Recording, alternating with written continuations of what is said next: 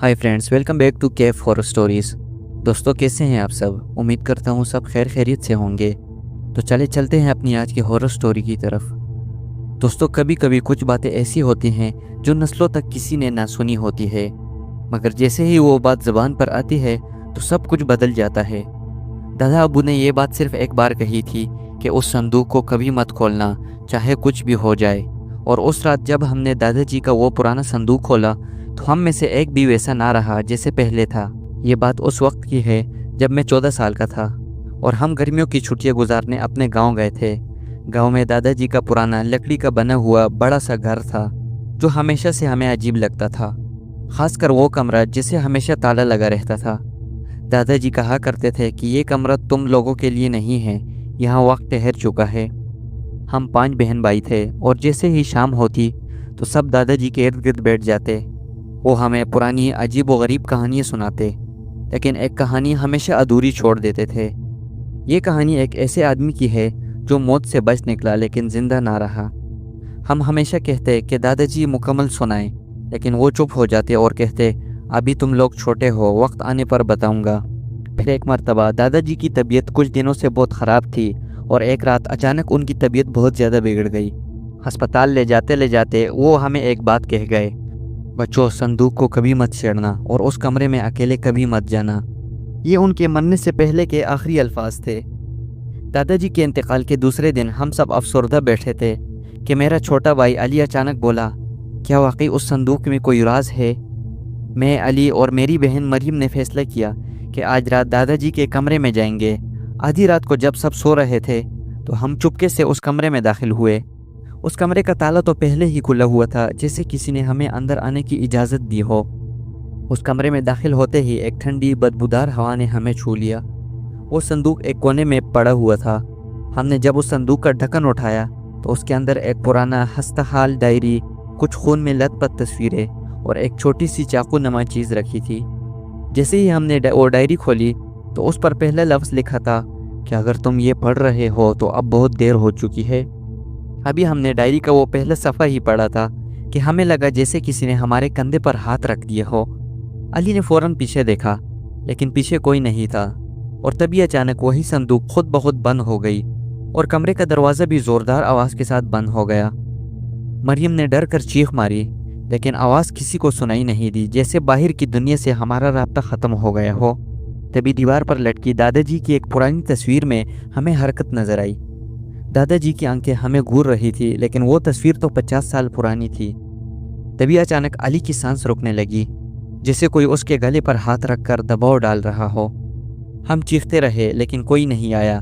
तभी डायरी का दूसरा सफ़ा खुद ही पलटा और उस दूसरे सफ़े पर लिखा था, तुमने वादा तोड़ा है, अब तुम सब की कुर्बानी देनी होगी।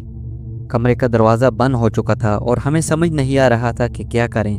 अली ज़मीन पर गिरा पड़ा था, उसकी आंखें खुली हुई थी, लेकिन चेहरा सुन्न, जैसे कुछ पल के लिए उसकी रूह गायब हो चुकी हो। मरियम ने उसे हिलाया तो अचानक अली की आंखों में ज़िंदगी लौटी, लेकिन उसने एक अजीब बात कही। उसने कहा, वो मुझे ले जा रहे थे पर किसी ने रोक दिया, किसी ने कहा अभी नहीं। हम सब एकदम खामोश हो गए और मैंने लरसते हुए पूछा, किसने? अली की उंगली आहिस्ता से दीवार पर लटकी तस्वीर की तरफ उठी। फिर मैंने डायरी का एक और सफ़ा पलटा और उस पर लिखा था, ये संदूक सिर्फ एक दरवाज़ा नहीं, ये एक रास्ता है, और जो इस रास्ते को देख लेता है वो दोबारा कभी पहले जैसा नहीं रहता। ये बात 1952 की है। ये सब एक नौकरी से शुरू हुआ था जब दादाजी नौजवान थे और एक पुराने दरगाह नमा मकान पर चौकीदारी करते थे। उस दरगाह के पिछले कमरे में ये संदूक बंद था और एक रात दादाजी ने वही गलती की थी जो हमने अभी की है। ये पढ़कर हम समझ गए कि ये सब इन्हीं पर बीत चुका था और शायद वो हमें खबरदार करते रहे, पर हमने ध्यान नहीं दिया। अगली रात हम सब अलग अलग कमरों में थे। मरियम चीख मार कर जागी। हम दौड़े आए। वो रोती हुई बस एक जुमला बार बार दोहरा रही थी, दादाजी कह रहे थे तुमने उनका दरवाज़ा खोला, अब उन्हें कुछ चाहिए है तुम लोगों से। मैंने बोला, कौन है, किस से हमें कुछ चाहिए? वो बोली, जो संदूक के अंदर बंद थे उन्हें अब कुछ चाहिए हम लोगों से। फिर सुबह के वक्त अली भी पहले जैसे नहीं था। वो ज़्यादा चुप, ज़्यादा संजीदा और हर वक्त एक ही बात कहता, वो हर रात मेरे ख्वाब में आते हैं, एक औरत बग़ैर चेहरे के, और वो मुझसे कहती है कि वो वापस आना चाहती है। ہم نے اسے جھٹلایا مگر وہ ایک دن خود بخود دادا جی کے کمرے میں چلا گیا۔ جب ہم اس کے پیچھے پیچھے گئے تو وہ دیوار پر خون سے کچھ لکھ رہا تھا کہ اسے اس کی چیز لوٹا دو۔ اگلی رات ہم نے فیصلہ کیا کہ صندوق کو واپس بند کر کے دوبارہ تالا لگا دیں گے۔ جیسے ہی ہم نے صندوق کو ہاتھ لگایا تو بجلی چلی گئی۔ اندھیرے میں ہمیں کسی کے چلنے کی آواز سنائی دی لیکن کوئی نظر نہیں آ رہا تھا۔ تبھی دیوار پر سے وہ تصویر گر گئی جو ہمارے دادا جی کی تھی، اور اس کے پیچھے ایک چھوٹا سا کاغذ چپکا ہوا تھا جس پر صرف ایک بات لکھی تھی، تم اب محفوظ نہیں ہو، تمہیں ایک ایک کر کے واپس دینا ہوگا۔ اسی رات علی پھر سے چیخ مار کر جاگا، مگر اس بار اس کی آواز ہماری سمجھ سے باہر تھی۔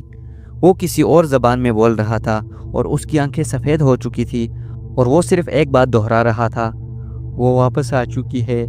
پھر ہم نے علی کی چیک اپ کے لیے ایک قریبی ڈاکٹر کو گھر بلایا، لیکن ڈاکٹر نے حیران ہو کر کہا، یہ بچہ بالکل نارمل ہے، اس کی جسمانی حالت میں کوئی مسئلہ نہیں۔ اور پہلے ڈاکٹر کے جانے کے بعد علی اچانک ہنسا، لیکن یہ وہ ہنسی نہیں تھی جو ایک عام بچے کی ہو۔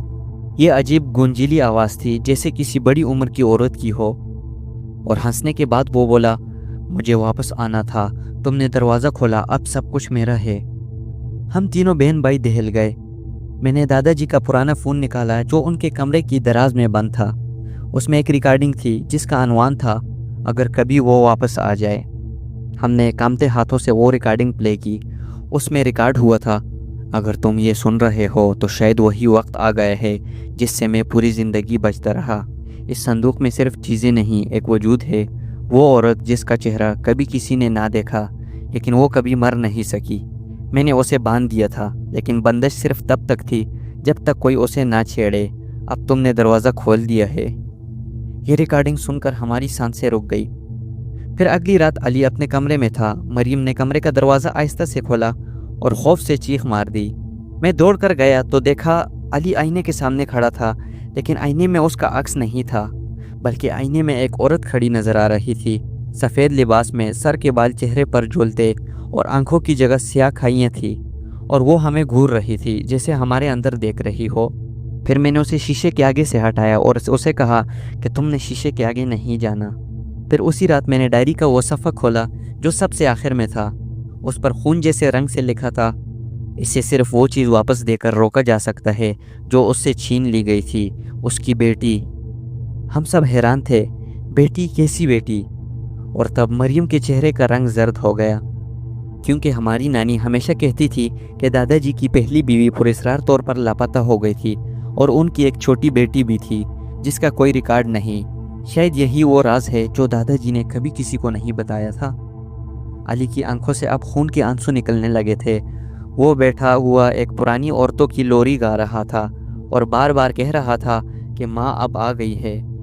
ہمیں یقین ہو گیا تھا کہ وہ عورت، وہ وجود جو صندوق سے آزاد ہوا ہے، اب علی کے جسم میں سما چکا ہے۔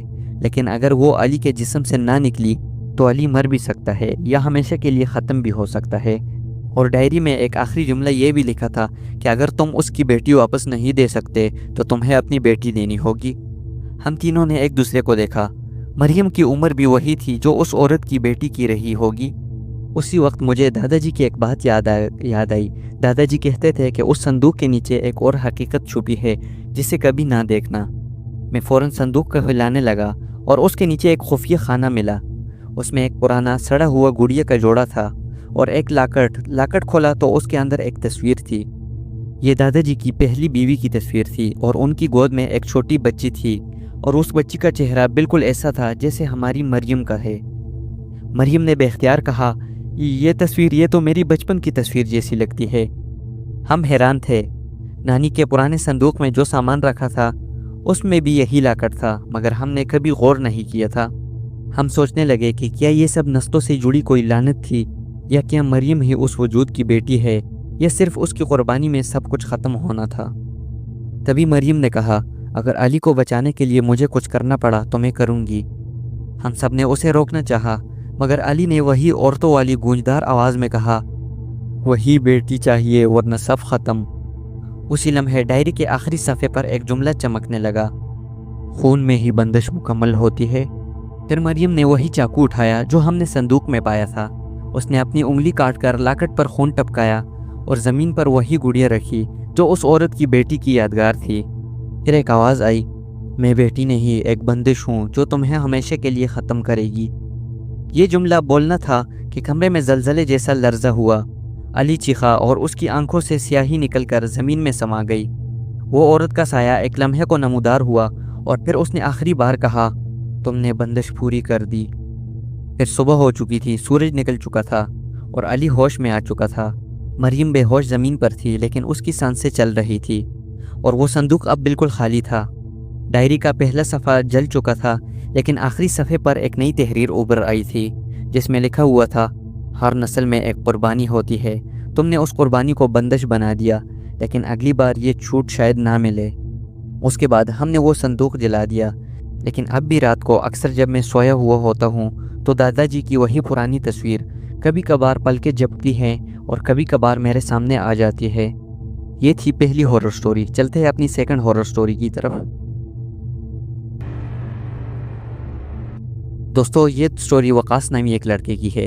وقاص کا کہنا ہے کہ دبئی کی گرم رات تھی، سڑکیں سنسان تھی اور ہوا میں نمی سی گلی ہوئی تھی۔ میں اس وقت فوڈ ڈیلیوری کا کام کرتا تھا۔ رات کا وقت تھا، آرڈر لے کر کسی بلڈنگ کی طرف جا رہا تھا۔ بائک پہ بیٹھا ہوا میں سوچ بھی نہیں سکتا تھا کہ یہ میری زندگی کی آخری نارمل ڈیلیوری ہوگی۔ آج بھی جب میں اپنی آنکھیں بند کرتا ہوں تو وہ خالی سڑک، وہ آواز اور وہ سفید برقع پہنی عورت میرے سامنے آ کھڑی ہوتی ہے۔ میرا نام وقاص ہے۔ میں پاکستان سے دبئی آیا تھا 2 سال پہلے کچھ خواب لے کر۔ پہلے تو مزدوری کی، پھر فوڈ ڈیلیوری کا کام مل گیا۔ کام تھکا دینے والا ضرور تھا لیکن میں خوش تھا کیونکہ میں کسی کے نیچے کام نہیں کر رہا تھا، میرا اپنا کام تھا۔ یہ واقعہ پچھلے سال جولائی کی بات ہے۔ گرمی اپنے عروج پر تھی۔ ایک رات مجھے ایک آرڈر ملا۔ لوکیشن تھی القدرہ روڈ کے نزدیک ایک کوئی نئی رہائشی سوسائٹی۔ جگہ تھوڑی دور تھی لیکن پیسہ اچھا ملنے والا تھا، اس لیے فوراً نکل پڑا۔ رات کے کوئی 12:30 بجے ہوں گے۔ سڑکوں پر گاڑیاں کم ہو چکی تھی۔ میں سنسان سڑک پر بائک چلاتا جا رہا تھا۔ تبھی اچانک سامنے ایک خاتون نظر آئی، سفید برقعے میں لپٹی ہوئی، سڑک کے بیچ میں کھڑی تھی۔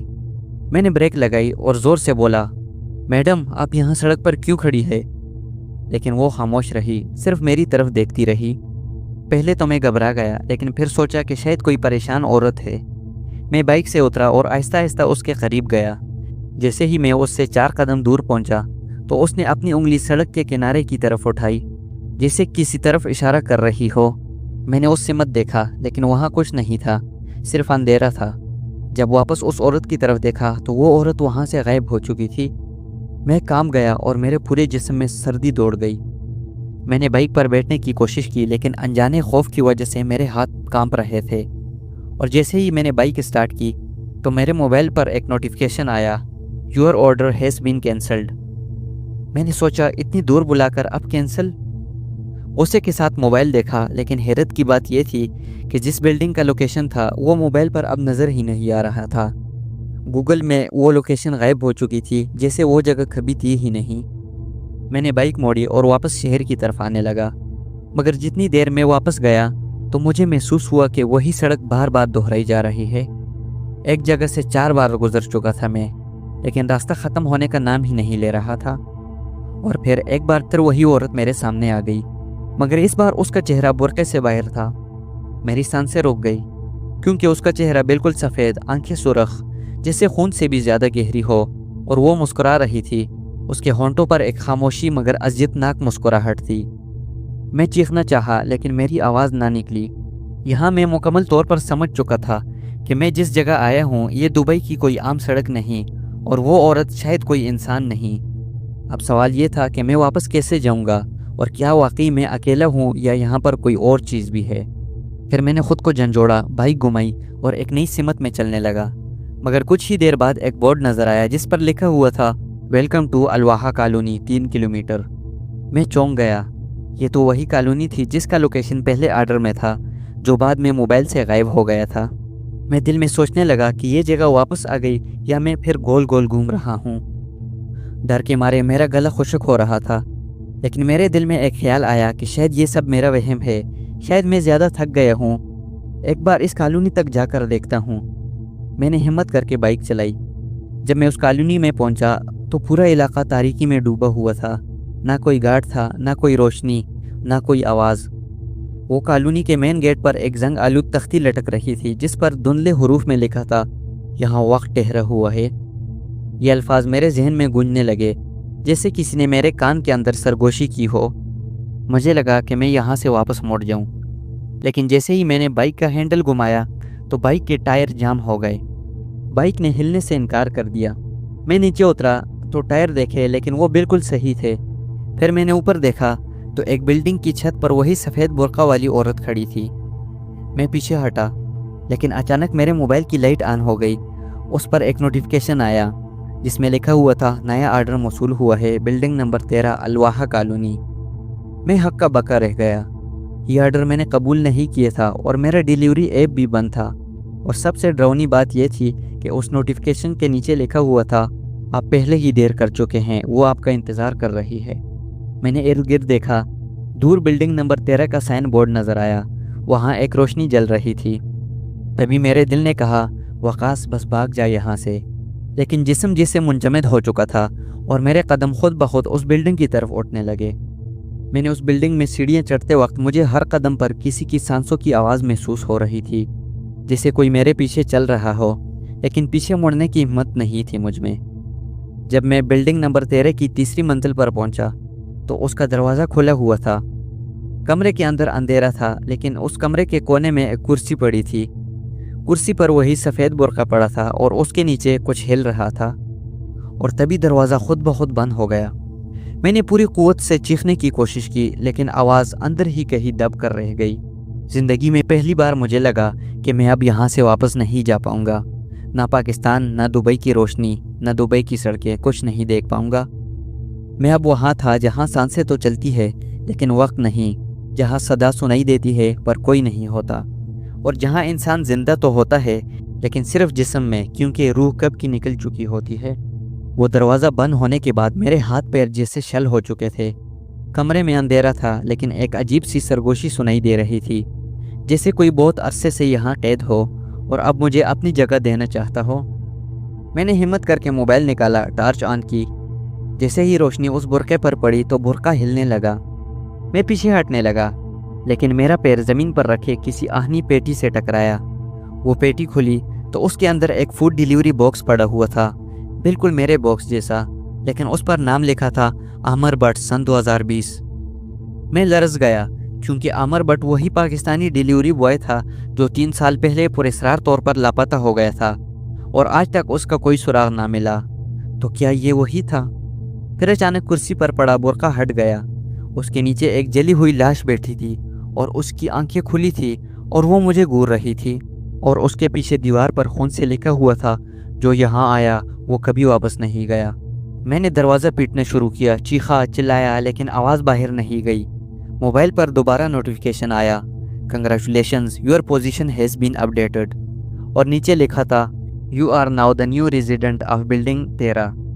और मोबाइल की स्क्रीन खुद ब खुद बंद हो गई।